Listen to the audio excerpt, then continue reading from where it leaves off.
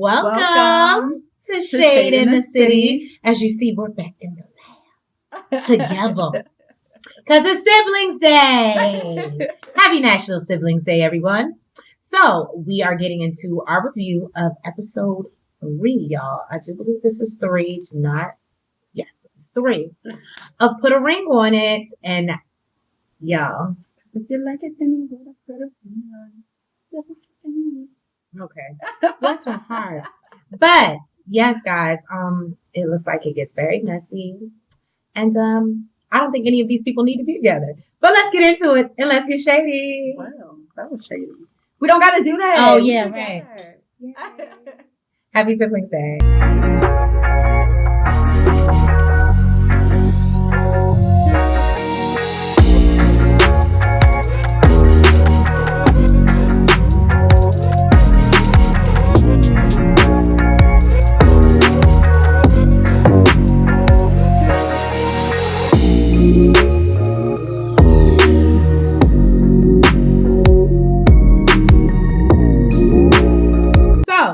We jump right back into the episode where we left off, as usual. And we're still in therapy with Dr. Nicole. Shay and Fonzo basically are still in the middle of they heated. You know, I always get heated with them. So Shay lets us know that she don't trust him at all. And the issue really wasn't, I'm going to call her Brooklyn. Chantel. Why can't I remember? Chantel, yeah. She doesn't really, it wasn't really Chantel. It's Fonzo. That was the issue because she doesn't trust him. So then she basically lets us know she doesn't have a sense of security and feels that that's why they're in a horrible place right now. So Dr. Nicole tells her that when someone goes outside of a relationship, it's usually because they're turning away from the other person. I love her. Anyway, so she says they're here to do the work and her partner can only do it if they're going to be committed to doing the work. Not only committed to each other, but committed to doing the work. Mm-hmm. Right. So then she moves on to Kenneth going on his date with Shamaya. Shorty says that she felt bad for the girl because she knew Kenneth wasn't going to give her the time of day. And we know he did. He did. And so basically she said he doesn't do that when he doesn't do that when they're not in a good place. So Kenneth admits that his heart and his mind wasn't, where it needed to be, and he wasn't able to give her the attention that she deserves. So Dr. Nicole lets him know that he was distracted and that any internal inkling that he has or any of them have of trying to sabotage their partner's dates, they just need to throw that out the window because they're basically messing up the process for themselves. Oh, again, drop a gem, Dr. Nicole. We here. Then basically she let them know that you want your partner to choose for themselves. That's the whole point of the process. Mm-hmm. And this was my favorite part, people. Dr. Nicole lets us know that every day your partner has to go out and choose you. And they have to do that on their own. I said, take me to church. Okay? I think sometimes as women, we think if we're crazy enough that they'll listen. And Dr. Nicole let us know that is not the case. So for all us crazy women out there, and yes, I said all us, I'm included in that. Realize. Save yourself the stress. Because motherfucker's going to do what he want to do, regardless of how crazy you are. That just makes it sound like, what do what you want to do too. Right. But don't catch a case behind a nigga that's going to do what he want to do. Just saying. And don't catch nothing doing what you want to do. Well, that too. So then we get to Otis. And she asked about his date with Cherie. And please forgive me, Miss Cherie, because I definitely did mess up your name. I think I called you Sheree or Sherry. We call her Sherry. Yeah, so it's Cherie. And Charlena's just looking on like, yeah, how was it? Was it good? Because he didn't give her much information. At all. About it. So he says she's a cool person and a positive girl, very traditional. Cherie is a cool person, a positive girl, very traditional. He says that he has a traditional foundation as well, but the way him and Charlena function is different. Charlena wants to do 50-50, where he wants to have control over everything. She lets us know that she has heard, I'm not going to talk about this anymore too often. And this is it from Otis.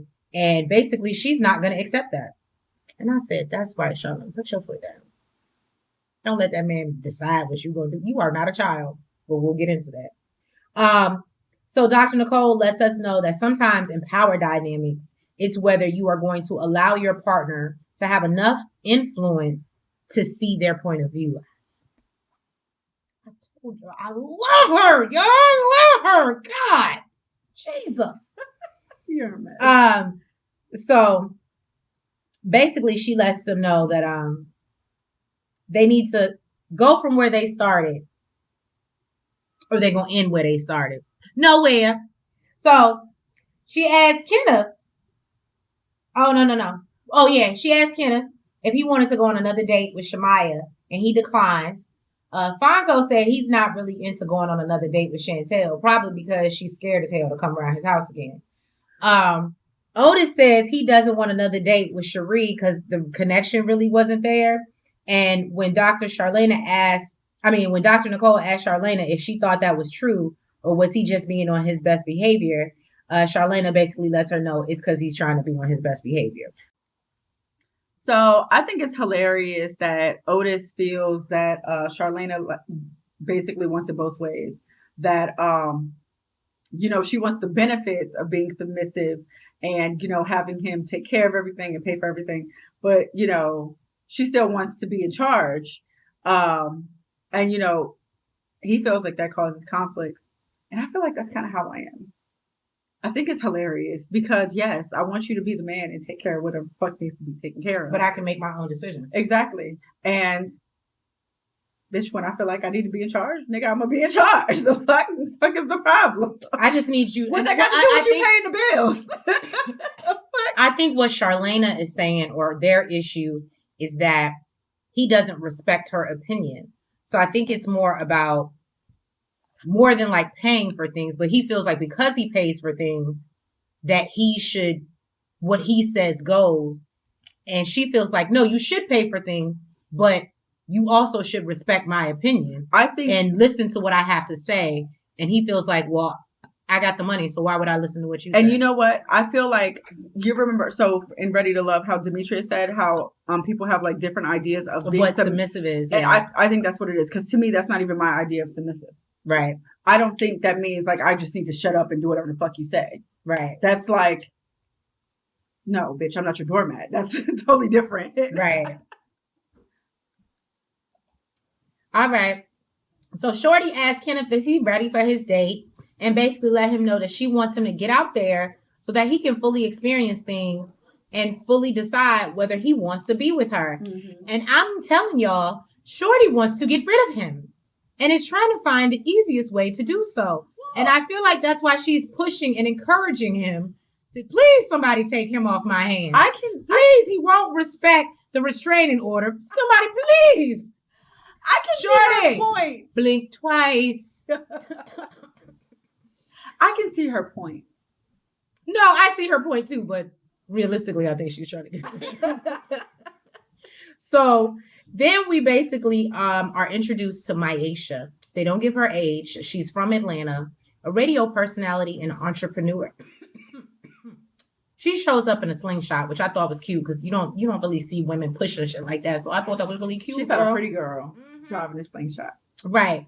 So then we see that her and Shorty know each other. Yes. They're like, Myesha, Shorty. Like, the fuck?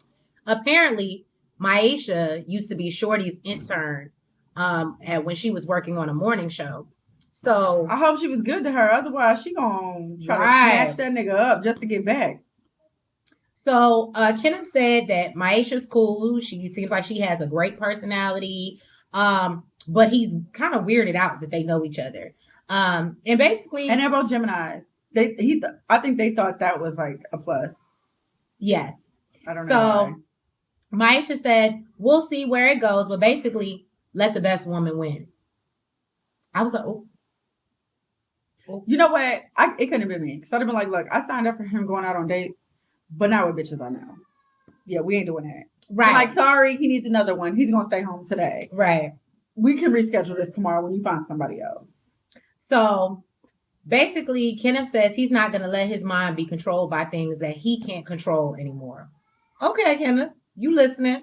He's saying, okay. Yeah, he's saying that. So then we learned that he's doing general contracting work, but he's an entrepreneur. Y'all notice I left that blank, right? Because we don't know what of. We just know he's an entrepreneur. And we do learn that he has a food blog called Skinny Fat Man. That sounds like you. I know, right? I did. I thought about you when you said that. I was a little mad. I was like, damn, he took my shit. We, as Nell said, we learned that he's a Gemini as well as Maisha. They go out and they eat crawfish. I'm not really I love crawfish. I like to eat it. I don't like to eat it. Like, if somebody would do it for me, I just want the meat. I don't want to be in the process of like sucking something. That's just not my shit. Yeah, I just don't do that. I'm not sucking the head off something. Just suck the head off that dead crawfish. Yeah, it's from the inside. You're just like sucking the juices out. It's not like you're actually sucking like the head through the shell or something. It's like the juices. That shit is good. Blood crawfish. Yeah. I have an issue with that. But anyway, so then yeah, I even said in my notes I hate doing it. But it was a cute date.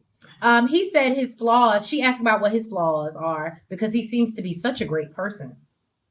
Girl, if you only knew. So, talk to your homegirl. Right. Talk to your homegirl. There's a reason they on this show. All right. So he said that his flaws are that he has a big heart and that people don't understand his compassion and love. He loves too hard. And I say to that, no, people are scared of you. People are terrified of what you will do when you get mad, i.e. and don't want you no more. Right. So Maisha feels like he seems like the perfect catch. Yeah, because they're both Geminis and they're both crazy. They're probably perfect for each other. The two. I was going to say, it's probably some real good toxic energy going on there. Basically, she said that she's applying pressure. But he needs that pressure applied to see where he wants to be. I said, oh, you better watch stuff, girl. Even though I don't think Shorty will mind, because again, like twice. Look, true. She's trying to get out of there. She trying to get out. Look, y'all ain't Shorty over here with the teacup. She trying to get the fuck out. Okay. We see Otis going on his second date, looking like a straight black sexy cowboy. He's going horseback riding with Milan. We meet Miss Milan. Don't get her age, but she is from Atlanta, Georgia. Decatur. Decatur is not Atlanta. Where is greater? It's not Atlanta. So did she say that? She said Decatur. It's not Atlanta. So basically, they both from Decatur, apparently. Milan says she's looking to build a friendship, but possibly, find like a little love interest or whatever. And, we learned they're both obviously from Decatur. They went to the same high school or the same school. I won't say high school, it might have been elementary, whatever, but they went to the same school. So that was really cute. Clearly connected them off the top. Mm-hmm. They clearly both like riding horses. So that was a cute activity. And then they sit down and they have some wine and things get interesting. So we learned Otis likes outdoor activities like golf, fishing, working out. And she comments that she can tell that he works out. She's a cute girl, too. She is cute. She is cute. She comments, oh, no. And then, of course, they ask about where they got their names from. Mm-hmm. So they're like getting deep already, y'all. And she's like, well, duh, my name is Milan, right? Like, my mom liked the city and so much that, And then she's like, where did you get your name from? And his was just so ordinary. He's like, I got it from my daddy, Cleopas. Cleophas. So, no. And then she's like, but I love Cleophas. I'm sorry, y'all. No, she said, I love Otis. And you look like an Otis. It looks like it sounds like a strong black man. Y'all can't see the fist. Okay. Is that what the name Otis gives you? It didn't give me that. It just gives me old. Yeah, that's what it gave me. It just gives me old. But no, so we see they have a connection. We learned that she is a DJ, and that she's doing an event that evening and extends an invitation to Otis. Now I'm gonna tell y'all, Otis declines on camera. I think that nigga went. Allegedly. I think that nigga went. And I'm gonna just let y'all know that I just felt like I don't think he said he didn't want to rock the boat in his relationship just yet. Just the fact that he said yet let us know that nigga's going to rock the boat. That's because he's petty. He's waiting for what's her name? His girl. He's waiting for his girl to go out on another date and for her to do some shit that he don't like so that he can go the extra mile and do some fucked up shit. True. So Shay and Fonzo are preparing for Dr. Nicole's arrival. Dr. Nicole comes in serving, okay? Yes, she does. Once Dr. Nicole finished serving us, right? She gets right to it and asks, where have things been since y'all left the last little session or whatever? And basically, Shay lets us know that the problem is she doesn't have security and doesn't like how Fonzo handles situations. So Shay goes in about a different woman and about different women. Mm-hmm. I'm sorry, women. That's plural, y'all. She got receipts. And how they have access to him at any point in time because of his job. And it's a lot. She doesn't want to be with a man who doesn't take fidelity serious and who's going to entertain other women. So why do you want to marry him? Don't worry, I'll wait. Why you want to marry him? Why are you on the show? You know he ain't shit. Am I wrong, Shade Squad? Give me your thoughts. Am I crazy for thinking that she knows? And I think she's hoping that this process is going to change him, but she knows who he is. So I'm not saying it's okay, but if you're trying to marry him, then you're accepting it. So if you don't want to accept it, don't marry him. Because it's clearly who he is. And I don't think he's changing. But it might be a ring the alarm type of situation. But ring the alarm. I've been through this too long, and I'll be damned if I see another bitch on your arm. Fonzo said that the girl posted a picture of him and said she cared about him, and she interrupts and says no. She said she was the love of your life. No, or he was the love of her life. Yes. And then let me say something. Said she called while they were in the car together. That's fighting words. And apparently he dated this girl before Shay. He tells us in a confessional that he was in the streets when they first started dating, but he feels like she's going to use that against him because he was doing it before. And this is another thing, y'all. So while they were just dating, she knew he was dealing with other women and she accepted it. Again, accepted it. And now that she's about to marry this man or wants to marry him, she still has the fear that he's messing with other women. So I guess what the real question is for Shay is, at what point did y'all have a conversation that you guys were going to be exclusive? Because I didn't catch it fully, but Fonzo said something about she should trust him even if he has a one-night stand. So that leads me to believe that there is some type of understanding in this relationship. Because she didn't even comment on that. And as crazy as she is, that's a little strange. Don't worry, I'll wait. So, if I had some shit to say, I would say it. Right. So, point being, basically, Dr. Nicole lets Fonzo know that if he doesn't have good boundaries, then yes, people won't understand what you have is worthy of protecting. Mm-hmm. Because you don't give a fuck about it. Mm-hmm. So why would we give a fuck? I'm telling you, Dr. Nicole, I love that woman. So Fonzo admits that he could stop being so friendly. You know what she need to do? And it even says in my notes, hats off to Nels. I don't like friendly niggas. We don't like friendly niggas. So Shay lets us know that when Fonzo says he's not being as accessible, he's being creative. Mm-hmm. And so then Shay tells us she doesn't want him to have a relationship with any woman outside of business or friends. And she doesn't want to use the terms friends loosely because he runs with it. Mm-hmm. Then Dr. Nicole lets her know he already has that. Because you've not put up any boundaries, because you've put up and accepted it, he already has the place to run away with it. Because he knows that you're not going to do anything, unfortunately. So basically, Dr. Nicole goes back to him setting his boundaries so that it doesn't affect what goes on with him and Shay. She basically tells him you need to protect what you're trying to create. You need to protect your home. And finally shuts him the fuck up. Right. Because he had a rebuttal for everything.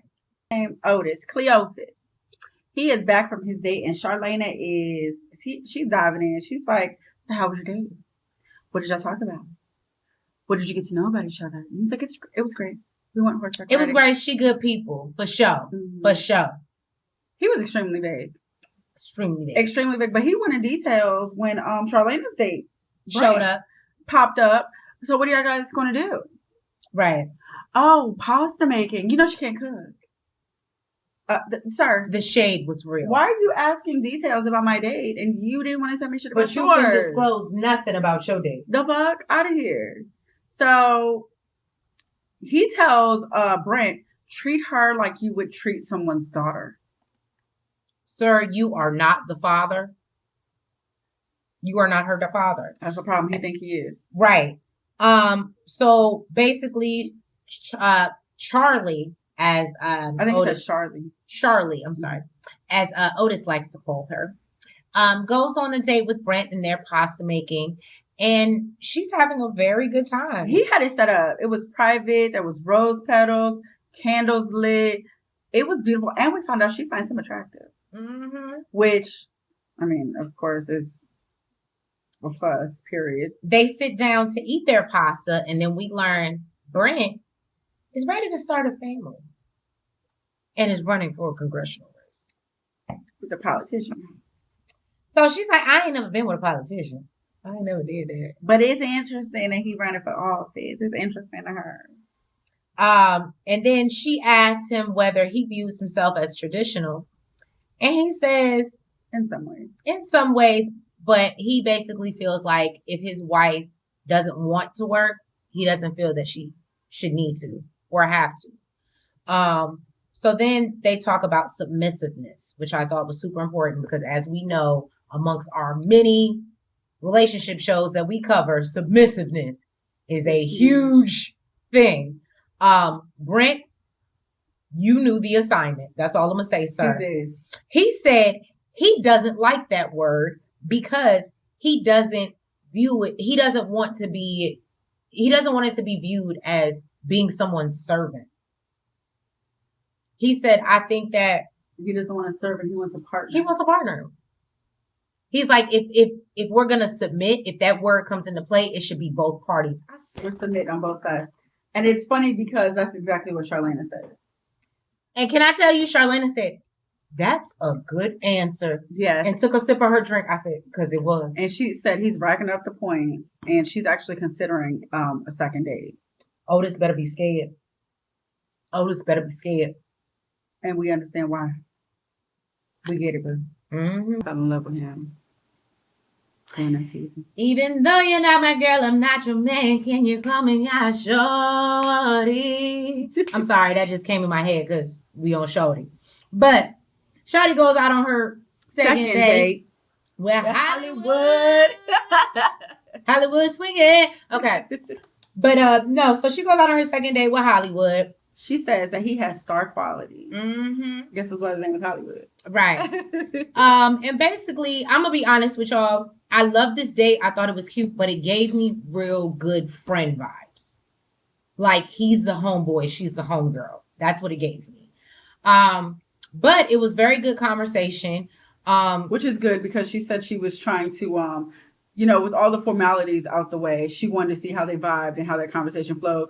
And I'm sure that it's probably because of Kenneth's comment with the smoke and mirrors and first dates. And of course she would have something to talk about. But it's second date, formalities out the way, and they had a bunch of shit to talk about still. So she lets us, I'm sorry, y'all. She lets us know he's easy on the eyes, as we all know. Yeah, she ain't have right. But she wants to get to know him more. So basically he asked her about her situation, like what's going on, why are you here, right? And she talks about how she tried to break up with Kenneth, and the first time she tried to break up with him, she moved, y'all, into a whole new crib, into a whole new place. And can I tell y'all, I think y'all don't understand how personally I relate to Shorty. I have had to move on a nigga. Okay?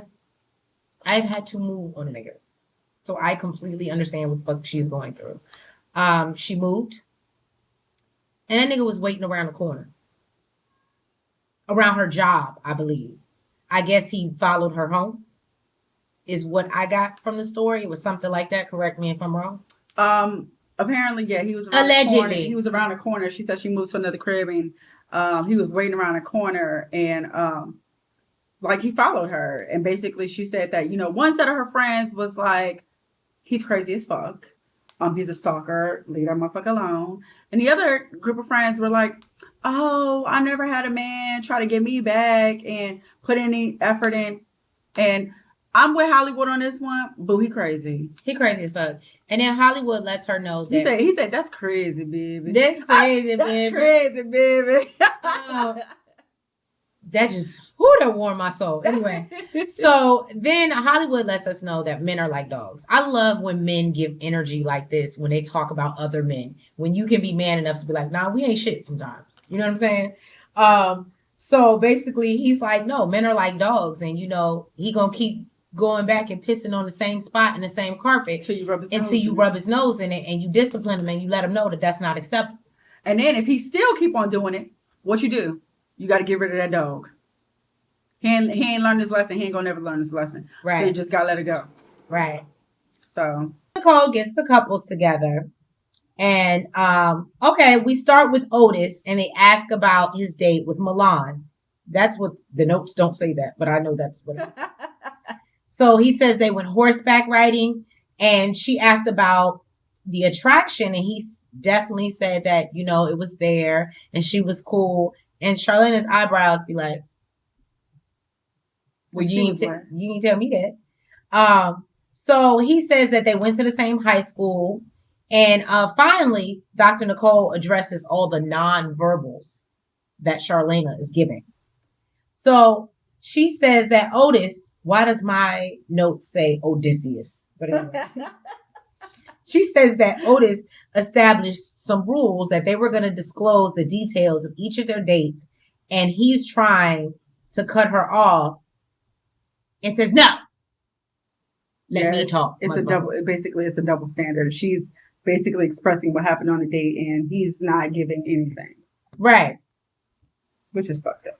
But then he's giving Dr. Nicole all the tea. So Dr. Nicole points out that Charlena says something about basically how when she came back from her date, she's upset, or the nonverbal signs that we see in her face and her gestures are coming from the fact that Otis would not give her any details. And he put these rules in place that they were going to disclose everything about their dates. And when she asked him about it, he had very little to say. And now he comes back and all of a sudden, it was such a great date and he had so much to say about it to Dr. Nicole. She says she feels like he scolded her because she didn't have enough to say about her date with Meta. When she says scolded, he gets upset. and basically says like, oh, that's just the way you feel, or, you know, something like you imagine that happened. Where is my lighter when I need it? Because it was gaslighting. Trying to make her feel like she was fucking crazy. Mm-hmm. So, let me go back to my notes, y'all.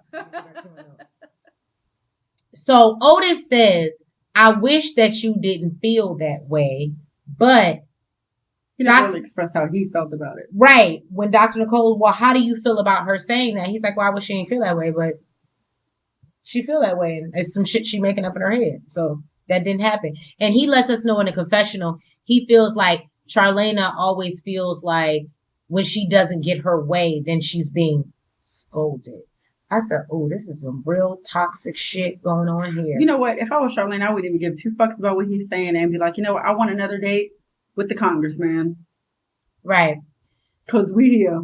So Dr. Nicole points out, but she does feel that way. And she feels that way because something that's coming from you, not other people. And so Otis is getting upset as the, I'm going to have to call it, you're a misogynist man that you are. You're getting upset that a woman is calling you on your shit about your woman. Because as a man, you know everything and you can't be wrong, right? He's, as I said, he was getting upset. Charlena just wants him to take accountability. And then basically Dr. Nicole lets him know that, yes, you did make her feel this way. And I'm not, even though you're upset with me, I didn't bring this situation up. I didn't say that you scolded her. You said. So all I did was took the information that you gave me and regurgitated it back to you. And now you're upset because you don't like the way it sounds because it makes you sound like a misogynistic asshole. All right, Dr. Nicole Jr. I'll be trying. So I told you I love me some Dr. Nicole. I've been really listening to what she's saying. Let me tell you something. I was like this, just eating it all up, just getting the therapy that she was giving, okay? And Teresa's just... Yeah. So basically she ends it off. He's still he's not listening. He's not receptive. He's shutting down. You can physically see it. And basically she just lets all the couples know, but especially Charlena and Otis, that when you see a problem like this, and if you don't pluck it from the root, it will continue to spread and infest your whole relationship. So you have to pluck it from the root and get to the it of it all.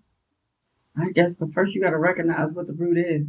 Right. And if we can't accept that, recognize it, and acknowledge it and take accountability for it, that's the problem, guys. So, yeah, and that's how they ended the episode. And we'll see next week. We're going on double dates with each other. The two couples are dating together. It look like it's about to get real messy because this is the one where Shay and Fonzo's date. Looks like they go crazy on each other. It looks real ratchet. Real ratchet. Thank you guys so much for tuning in to another episode of Shadeinthecity. Please make sure that you like, you comment, you subscribe, and hit the notification bell. And please make sure that you follow us on all social media platforms. And we will catch y'all next week for another episode and see the shit of it all, because it's going to go down. I'll put a ring on it. Love you guys. Have a great night. Good night. Front, back, side to side. Make sure you go like and subscribe. Front, back, side to side. Make sure you go like and subscribe. Hey!